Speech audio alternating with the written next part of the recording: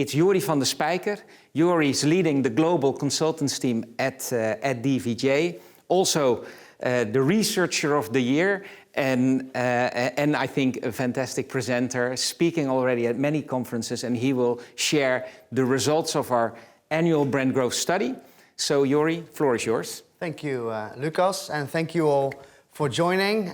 Really looking forward to share this year's results of our annual brand growth study with you all today in the next 20 or so minutes. To kick it off, let's first talk a little bit about what we did, what the study entails. As Lucas mentioned before, the brand growth initiative and the brand growth study is something that we've been doing now for 7 years. And every year, as part of our obsession to understand what makes brands grow and what are the ingredients for growth, we launch a big study amongst marketeers. And over the years, that study has expanded into what today probably is one of the biggest studies in Europe amongst marketeers. So this year, 6 weeks ago, we sent a survey, and more than 2,900, almost 3,000 marketeers spread out across Europe participated in the study and gave us everything, every input on the sentiment, the topics, and their challenges that they are currently facing. And I think with that we have a wealth of data to explore, and not only for this year, but also, of course, we have previous years. So today I want to give you some of the highlights of what we found when we look into this year's result, which all focus on corporate social responsibility, but also sometimes a little bit more of a longitudinal view of what we see happening over the years. First of all, the idea behind brand growth is, of course, to understand what makes brands grow and be successful. To understand that, we also want to understand what is keeping them back from doing so. So one thing that we always ask in the study, what is your biggest concern today? And 3,000 marketeers shared their biggest concerns with us, and here you see what they play back. So last year we asked the same question, and then we saw a variety of topics ranging from recruitment issues, the war, COVID, and also inflation. If you looked at how that has developed since, this year we very clearly see that inflation and the cost of living crisis is the topic that is on marketeers' minds, which is holding them back in being successful. So what we thought was interesting to see, knowing that the inflation crisis that we faced last year was so impactful and so top of mind, what do we see, how has that impacted marketing budgets? Because that's also something that we ask. And if you look at that, it's very interesting to see how companies have responded to different crises over the years. So we asked marketeers that participate, do you have more marketing budget, do you have less marketing budget, or do you have the same compared to previous years? And clearly in 2020, you see that due to COVID, marketing budgets were cut. But if you then look at how our companies are responding today to the inflation crisis that we faced last year and currently still facing, then you see quite a different picture, because actually the marketing budgets have remained intact.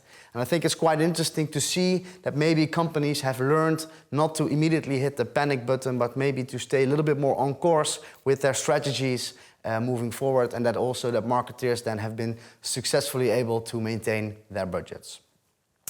Does that go for all companies? Well, we can look at a lot of different type of companies, markets, and B2B, B2C, and the like. But one interesting comparison we can also make is comparing successful companies with non-successful companies, or winners with losers, as we also might call them. And the way we have defined that is simply by asking the marketeers in our study, what is your most important KPI?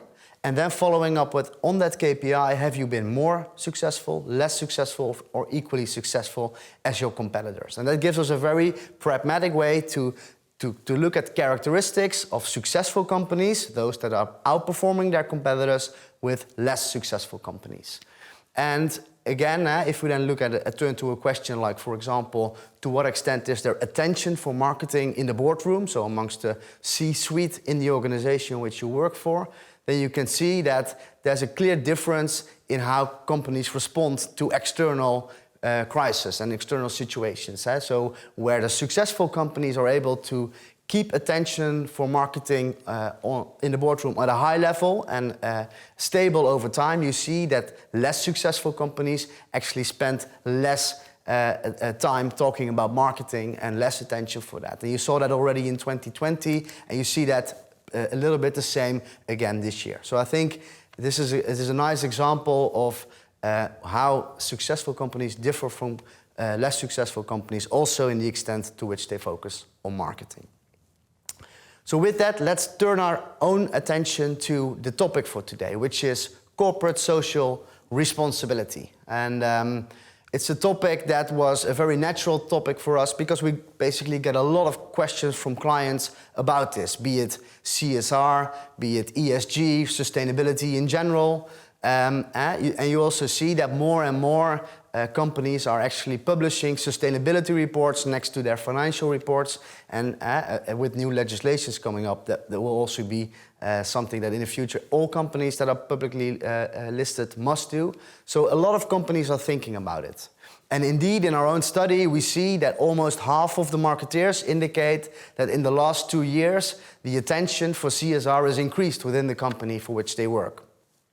So clearly it's a topic that companies are thinking about. But is it also a topic that consumers are thinking about? And you can turn to stated behavior or stated questions.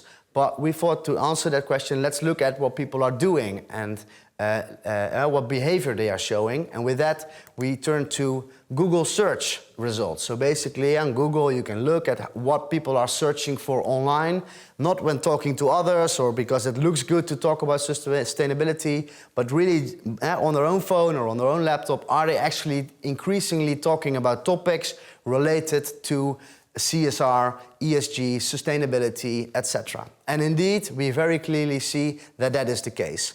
And even more so, you see that especially in the last 2-3 years, there's a very clear increase in the extent to which people are talking about it. So here on the chart, you clearly see that over the years, more people are talking about sustainability, and that's especially so in the last 2 years. And we've could have shown similar charts for topics like e-bikes, electric cars, solar, and the like. So clearly, it's not only a topic that companies are talking about, but also a topic that consumers themselves are talking about. So it's important. And because it's important, we would expect that all companies already have thought about this.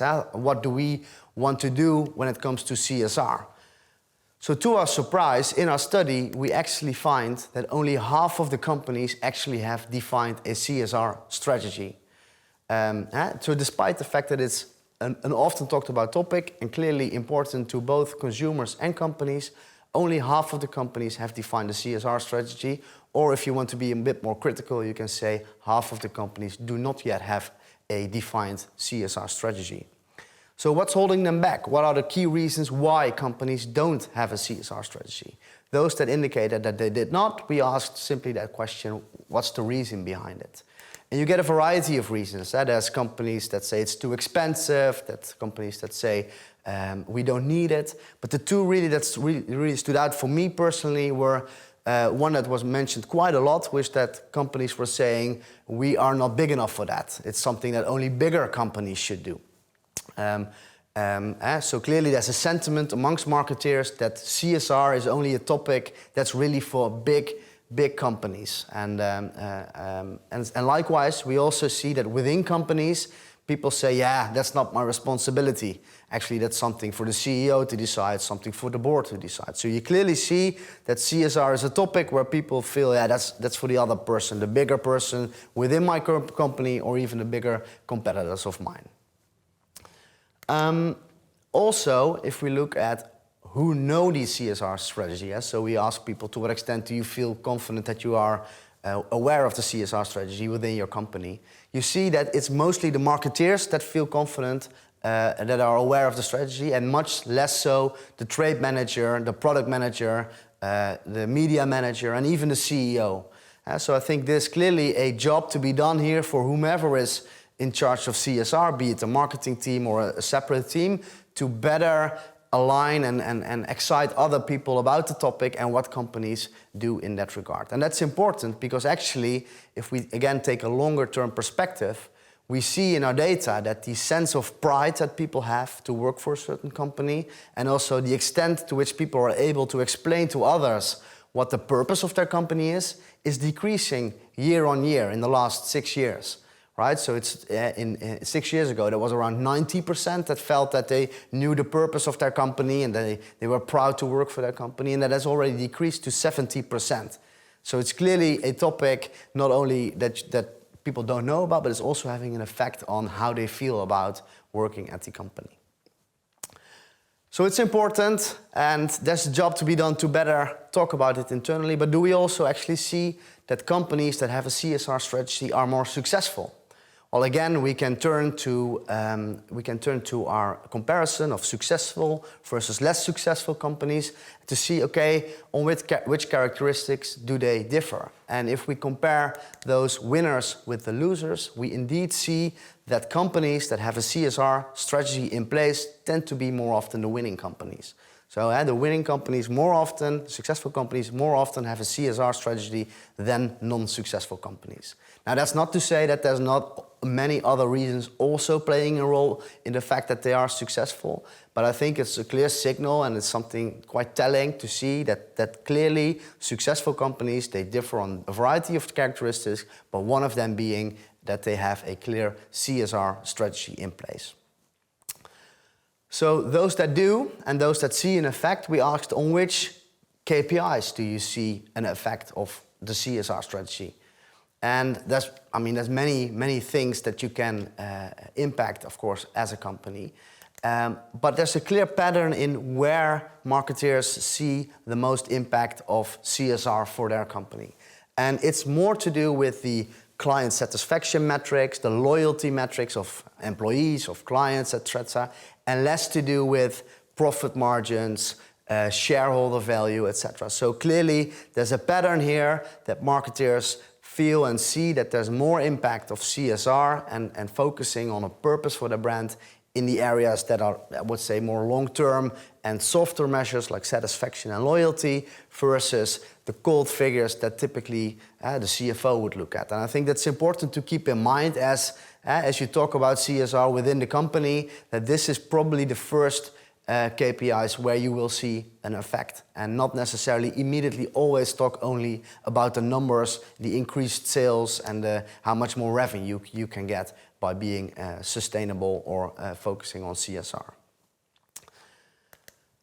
So then the question becomes, okay, how do companies do it? So we've established it's important, and we also see that more successful companies more often have a CSR strategy in place, but how do you then actually do that? And one of the biggest differences we found in our study between successful companies and less successful companies was actually that the successful companies more often aligned and integrated their marketing strategy, their overall marketing strategy, with the CSR strategy. So basically, rather than having two separate departments telling different stories, focusing on different things, they harmonized it and made sure that there's a consistent communication both internally and externally, and it made sense and everything was aligned. And I think we also saw that before the break, the fact that sustainability and CSR can only work if everyone in the company is involved, and if all departments are basically telling the same story and working towards the same goal. That's also reflected here, where we see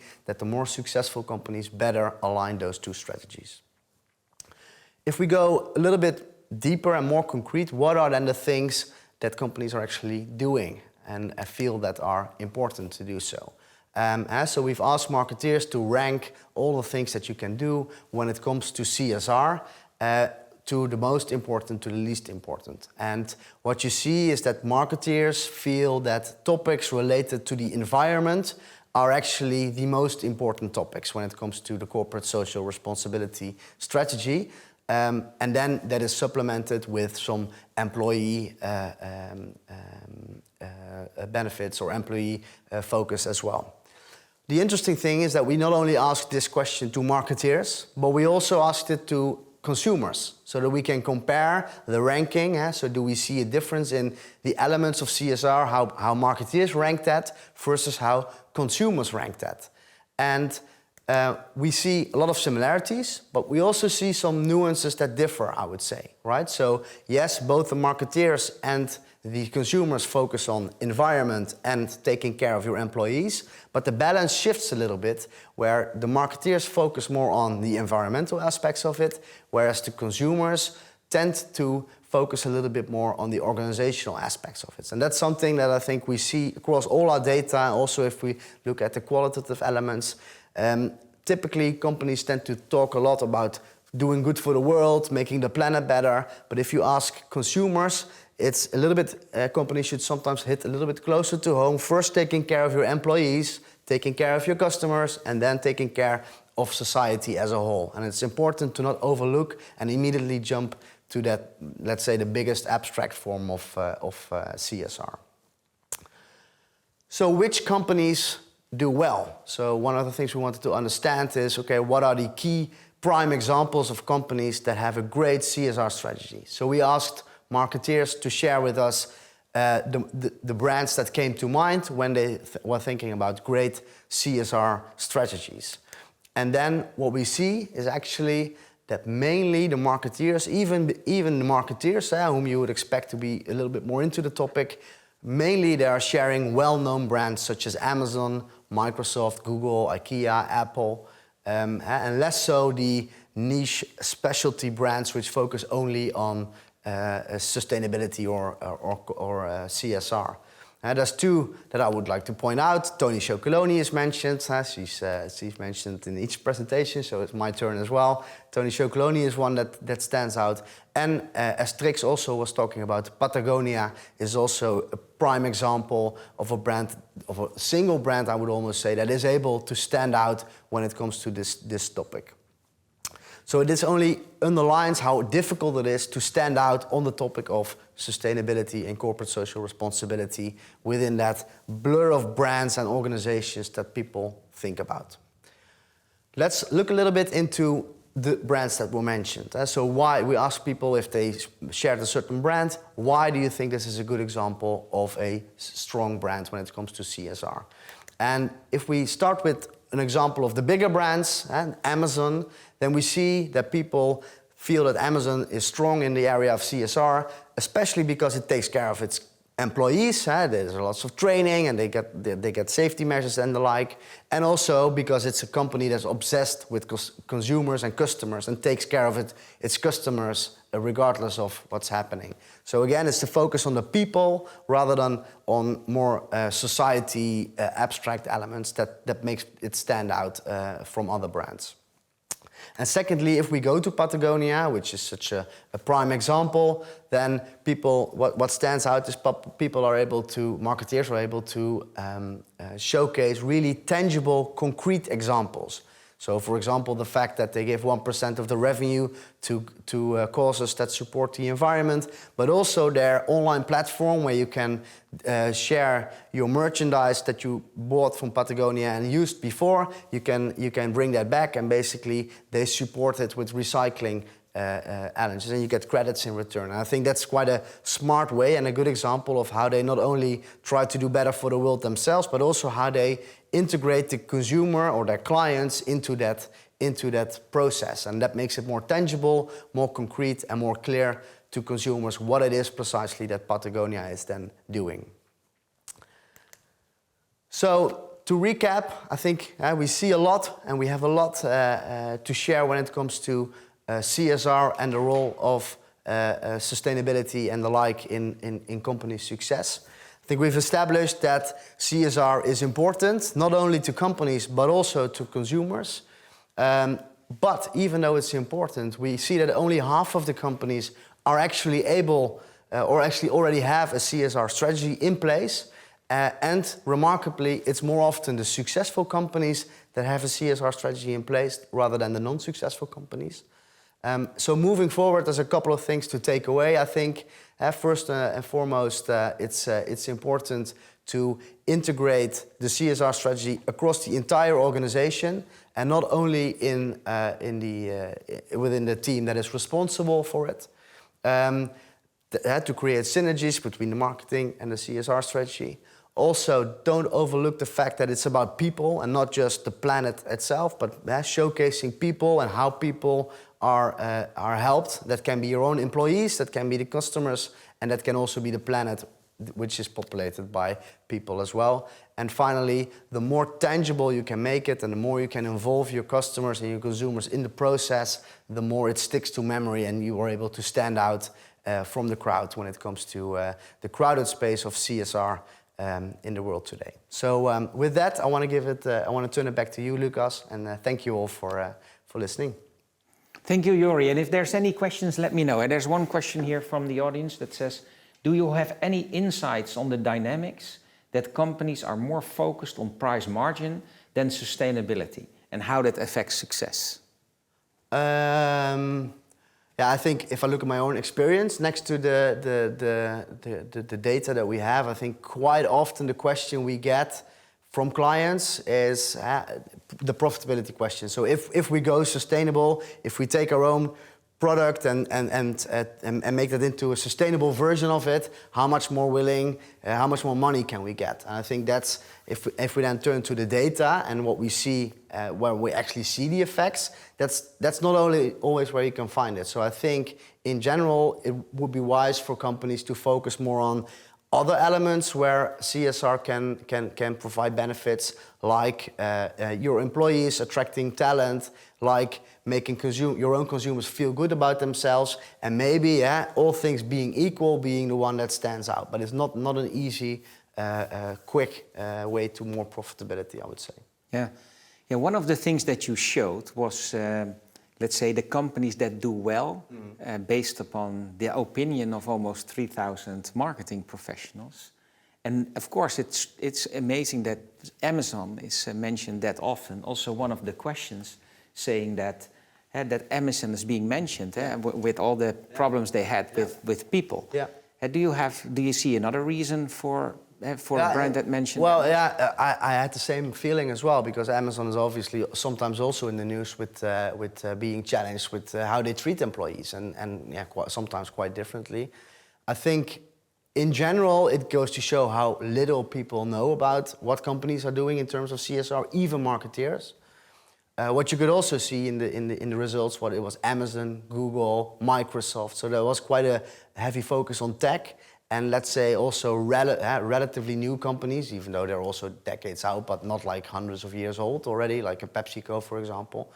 So I think they have a little bit of an advantage in the sense that they're well known and they are relatively new. And what we also read in the answers sometimes is that people feel that all things digital are immediately better for the environment because there's no production cost and things like that. So that might also play a role in that. Hey, and also one of the things that I was thinking about, and Trix already mentioned that, the Strijp S, the Eindhoven part of Philips, the Port Sunlight. It looks like that we forgot about all these stories. Is that something? Because also the companies that are in those lists, prominent, are the more newer companies. Do you think that those companies should address that more, the heritage where they came from and how they try to do good in that time for society? Yeah, I think that would make sense. I mean, ultimately, you see that it's relatively newer companies. Probably for the older companies, it's much more challenging because they have existing beliefs to kind of change, and then you often get in the topic of greenwashing, as Jenny was also talking about before. So there's an advantage there, and I think it would be very smart indeed to utilize the heritage and focus on the people and how the company has always helped the people, which ultimately make the society to kind of change that narrative around the brands. Yeah, and one of the things that you mentioned also as a success is that your own people hardly know what the strategy is around this topic. But how do you know that? How do you know that everyone in the company is aware of your story? Yeah, that's. I mean, we asked it, of course, to people. As a market researcher, I would love to ask everything to anyone and measure everything. I think you can test people, whatever you like, but I think ultimately it's about being in the organization, keeping your eyes and ears open, listening to and seeing the initiatives. Probably that's also a good way to look at it. How many initiatives are coming from other people than the board and the people responsible for CSR, but what initiatives do we see that people across the wider organization are taking themselves? Because the more they are doing it themselves, the more it's likely that they've actually fully embraced the CSR strategy and the purpose of the company. And then it also looks less far away. Yeah, exactly. Yeah, then it's much closer to the people and it's much more genuine, I would say. Okay. Well, thanks again, Jori, for your fantastic presentation and sharing the results of the brand growth study.